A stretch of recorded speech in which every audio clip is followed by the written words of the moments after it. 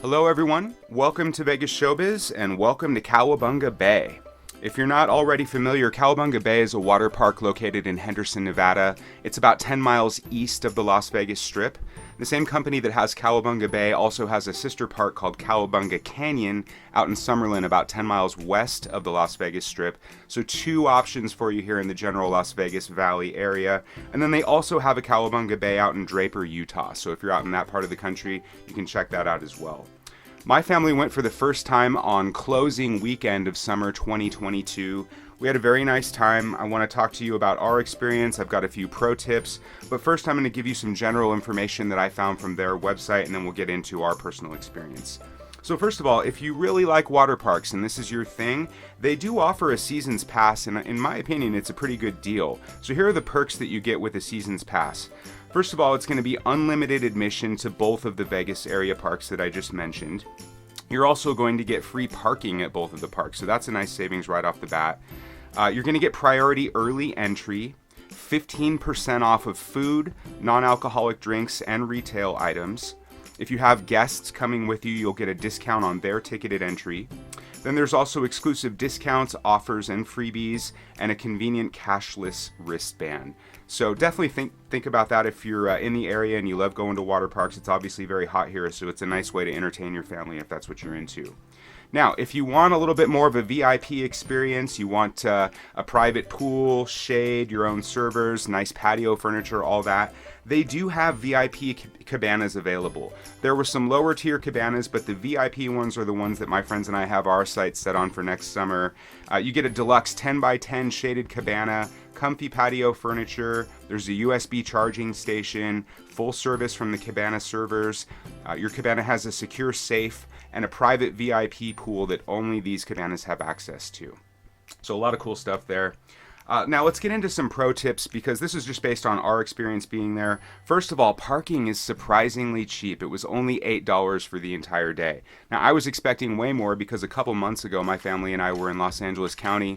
We took the kids out to Six Flags Magic Mountain. Cheapest parking they had was $35 for the day. So I was kind of braced for something worse. $8 was extremely reasonable. Now when you're entering Cowabunga Bay, know that there is no food allowed. You cannot bring any food inside. They do allow water, and this is a pro tip right here because on the website it said that it had to be factory sealed bottled water. So we brought like 10 bottles of water in a little cooler, but as we were entering we saw other families coming in with just a refillable bottle, like a large bottle that they had refilled, and security let them bring that in. I can't guarantee that'll be the case every time, but that's what we saw when we were there. Now, shoes are kind of a hot topic here because you see a lot of people at water parks, they're wearing like water shoes, aqua socks, things like that. Just know that certainly you can wear those around the park wherever you want, but on almost every slide that I saw, you're not allowed to have the shoes on your feet when you go down the slide. So you see a lot of people with shoes, they're holding them on their chest when they go down a slide. I would recommend wearing your shoes as you walk around the park because the cement can get very hot in the Las Vegas summer. But then before you get in line, there's usually an area where you can leave your shoes and just be barefoot in line. That seemed to work out best for our family. If you're looking to rent a locker, they have 3 different sizes available. I sort of, by mistake, got the largest one for the day, but it was still only $16 for an entire day, so really reasonable rates. There are a ton of food and drink options. We chose not to purchase food this time while we were there. We brought in water and we just ate before and after the park. So I can't comment on the prices of the food, but I did see that there were quite a few different options. There's a big cafeteria outside area for people to eat, and then there's little pop-up stands that are located all throughout the park. So that's the pro tips. I gave you the information from the website. Now I just want to talk a little bit about our experience. As I mentioned, it was our first time there. I'll say as kind of a couple minor critiques and then I'll get into the good stuff. It is a relatively small water park. I've been to a lot of water parks in my lifetime and this is one of the smaller ones that I've been to, and just in terms of square feet, but they still managed to pack everything in. I mean, everything that you look for in a water park is going to be there. They've got the wave pool, they've got the lazy river, and I'll say that lazy river is one of the faster moving lazy rivers that I've ever been on. There's quite a variety of slides to go on, and they're particularly good about innertube slides. There's singles, there's doubles, there's quads. If you're there with a group or with your kids and you want to be able to go down slides together, those innertube rides are a great way of doing that. The only other critique that I would give it would be that traditional water slides, meaning you're not on anything, you're not on a tube or a mat or anything like that, I think they only had one, and I'm not even positive about that because the one that they seemed to have was out of order for the day, so we didn't get to go down it. So our experience was literally all inner tube slides and mats and things like that. As far as the slides go, we were in the lazy river, we were in the wave pool, but the slides were basically all inner tube slides. But a nice variety of those. They have quite a few of them, and some of the most fun inner tube slides that I've ever done were at that park, so they're definitely worth checking out. Our kids all gave it a 10 out of 10. I mean, they absolutely had a great time. It was the last weekend, it was a Saturday that we were there, and yet it really wasn't that busy.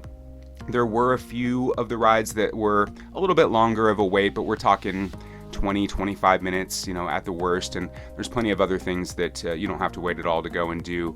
If you have younger kids, there is a kids area there, plenty of stuff for them to play on and enjoy, plenty of restrooms, food, as I already mentioned. Another thing that I want to call out is that I had read some reviews before our experience there where people were saying that the employees were horrible, and I just have to say that I could not disagree more. We found that the employees were extremely friendly, pleasant, easygoing. The whole place just had a real kind of laid-back vibe to it. Maybe the fact that it was closing weekend had something to do with it, but I was there all day with my family, nearly 5 hours, and I cannot think of one negative thing to say about any employee that we encountered there all day. Most of them are young, you've got like teenagers, you've got people in their early 20s, but nothing but friendly, helpful people that we encountered. So don't worry about the staff, in my opinion. The kids loved it. We're already planning on going back next summer. It's a fun place to spend the day.